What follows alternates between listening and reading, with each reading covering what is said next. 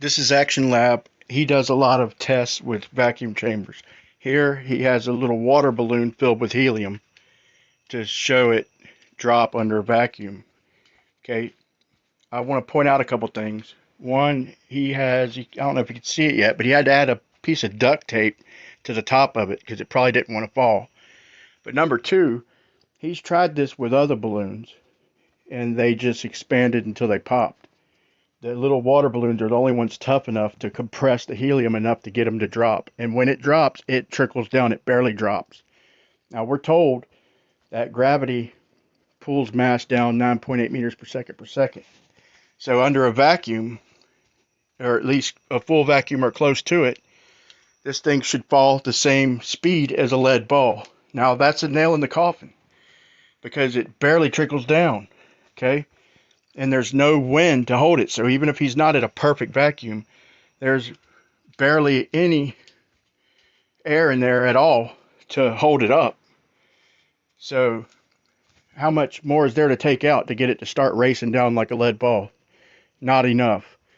Okay, and so if this balloon was elastic enough, it would expand. If it was stretchy enough, it would keep expanding until it filled the whole container if he kept pulling the vacuum. Gas does not go down. It's not heavier. The gas in that balloon is not heavier at the bottom. That is horseshit. Gas fills the available space, period. So give it a look. Point being here is it's supposed to fall at the same rate as a lead ball if there's no air resistance. One other thing I want to point out real quick.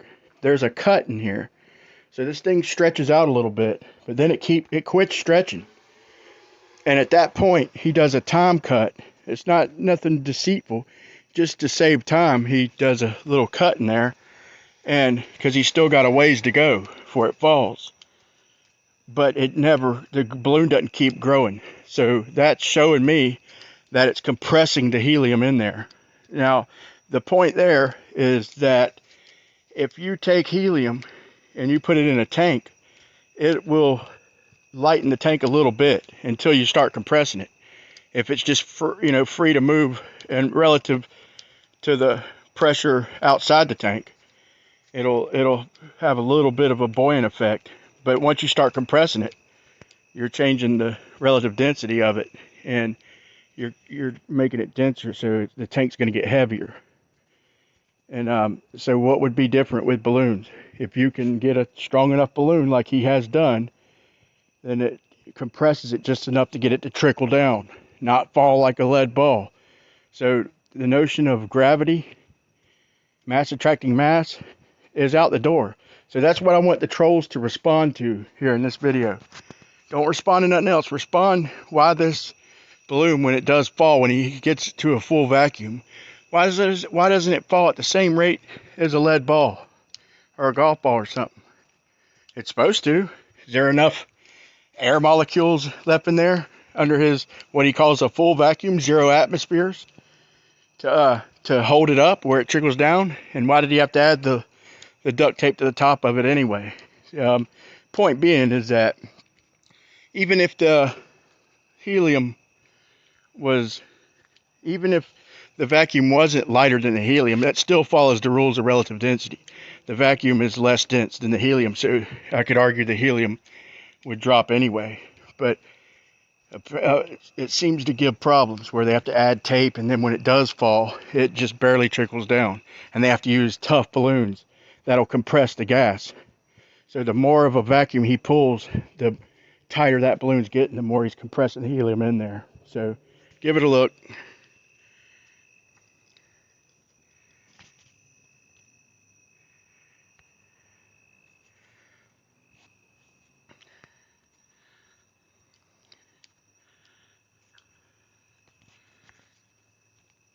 Do you see that little cut there? Do you see that cut?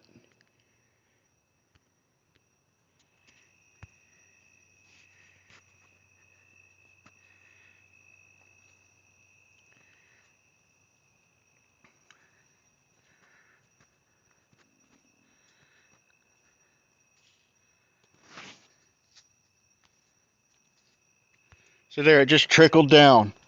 It trickled down under full vacuum. And now you can see the duct tape on the top.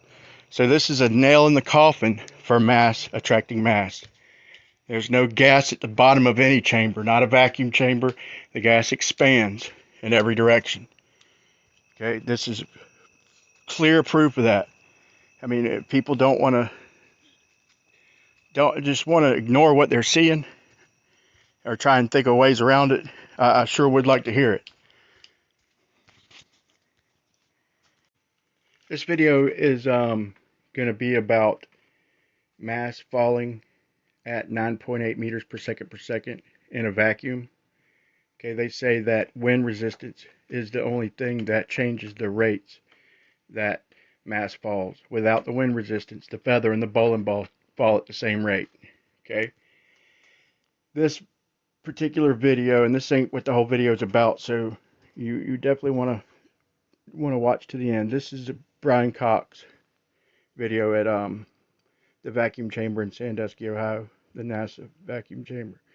Well, I know this video has been picked apart, namely because there's no single take from beginning to end of them dropping it, which raises red flags right out of the gate. Why would they not just show it dropping from top to bottom?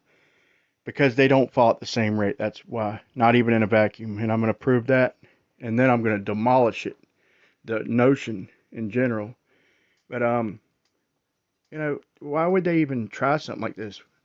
Watch this. You see right here, the feather is just a little bit above the top of the bowling ball. But the wire, the top of the wire that you see above the bowling ball is higher than the feather. So I was about to make a little longer of a video. I don't even have to. Just this says it all right here. I'm going to play this in slow motion and just watch.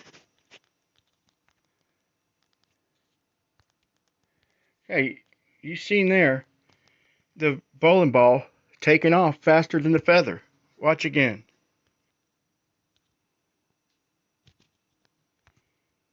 Now see where I stopped it? I stopped it with just a little bit of the wire on top of the bowling ball. See, right next to the feather, you see that little bit of wire at the bottom of your screen. Now you see the feather, like a giant portion of the feather above the wire. Much less the bowling ball. It's above the wire itself. Watch it on down. See, so there's a cut. There's a cut. And right there you see the bowling ball higher than the feathers. But we'll chalk that up to perspective. But just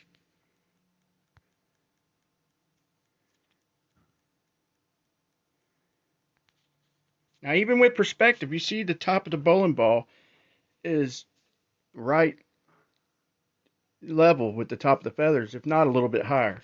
So that to me is a couple different takes already.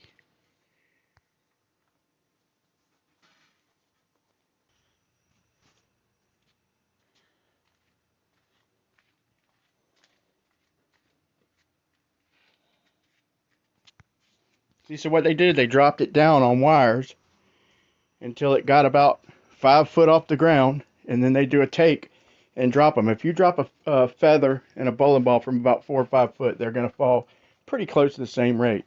So all they had to do is drop it down and then do another take of them dropping it from about 4 or 5 foot where you can't see the top of the screen, just like they have right here.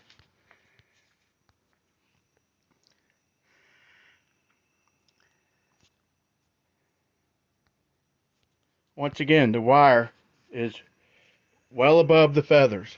In fact, that looks like a different height. That's right in the middle of the middle and the top. But I'll show you one more time, but I think it's pretty crystal clear. You see the wire is obviously above the feathers.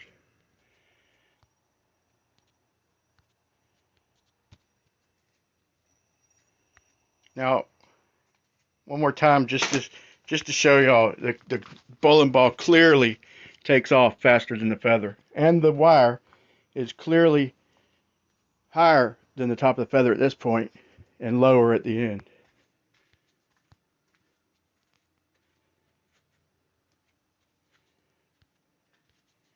Proof is in the pudding, people.